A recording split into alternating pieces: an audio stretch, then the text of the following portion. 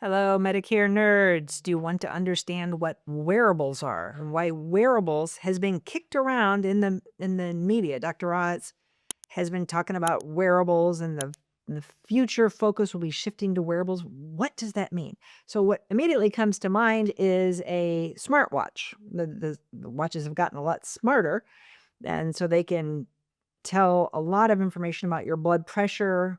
I don't know what all the things they can tell about, but that can be immediately transmitted to your doctor and they get more information faster. So wearables are not just a smartwatch. They could be a Bluetooth blood pressure cuff that every time you check your blood pressure, that data is transmitted to your doctor.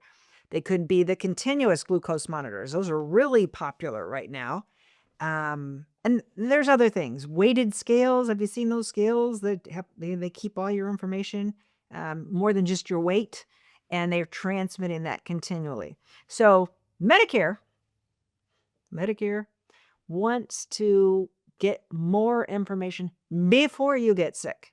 Right now, most of the cost of Medicare is after you get sick, inpatient, ER, right? You've already gotten sick. They would like to get more data before you get sick to keep costs down and to ideally, to prevent some of these expensive medical interventions. So that's cool. That's something we're all involved in. But then we're all thinking, oh man, we've given up so much privacy in the last 20 years.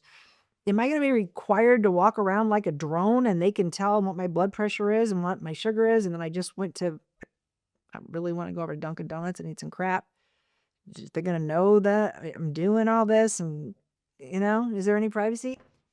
Who knows? They're going to tell us that it will all be private and it'll all be protected. And then we're all going to live through it and we're all going to find out it was all hacked. And I'm going to get a lot of Dunkin' Donut commercials because they're going to know that's my dirty secret that my when I'm alone, sometimes I'll go over there and I'll eat a lot of the double chocolate cake donuts. And I know it's really bad for my everything.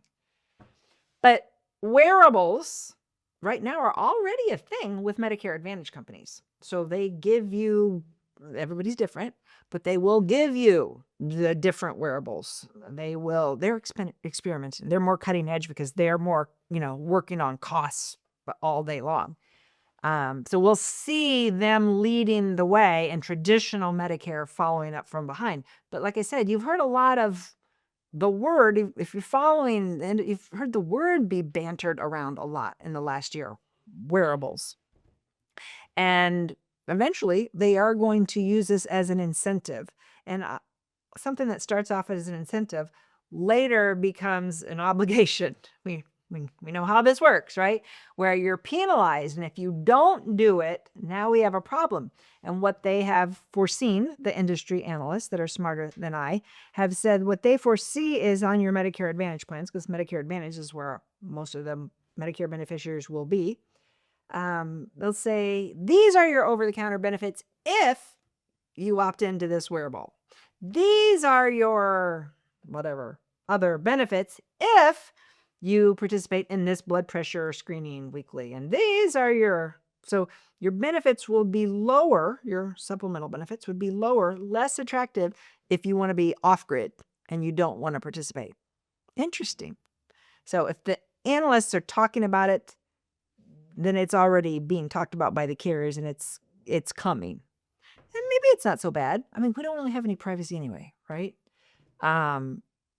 It's something that will come quicker to Medicare Advantage than it will come to traditional Medicare, but traditional Medicare definitely wants it to come too because everybody in all spheres of Medicare wants to drive down the cost. They want to prevent falls. So if they're getting my thing and they're saying I have AFib and that we need to talk about this so that I don't have a fall, but they see I'm not keeping my blood sugar, then maybe I need to go onto a pump, so maybe we as Medicare beneficiaries, maybe we are really going to want to participate in this new revolution, which is going to be wearables. Now, right now, Medicare has already expanded their codes. They have to have codes to be able to pay doctors.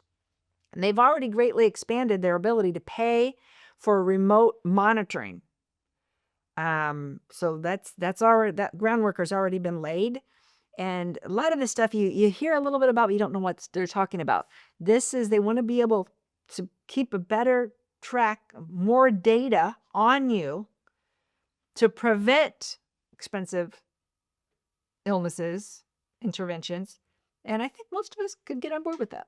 So again, this is slowly creeping in. It's not a big thing right now. It's very much voluntary right now. You know, the Fitbits and the different types of wearables, most common being the Dexcom 3 and the Libre, the glucose monitors that most people want. But it's coming. It's coming a lot faster than you think. If you learned something today, I would appreciate it if you'd follow our channel. Rebecca and I would be very grateful to help you learn about what's coming down the pike in the Medicare insurance industry. Stay tuned next week.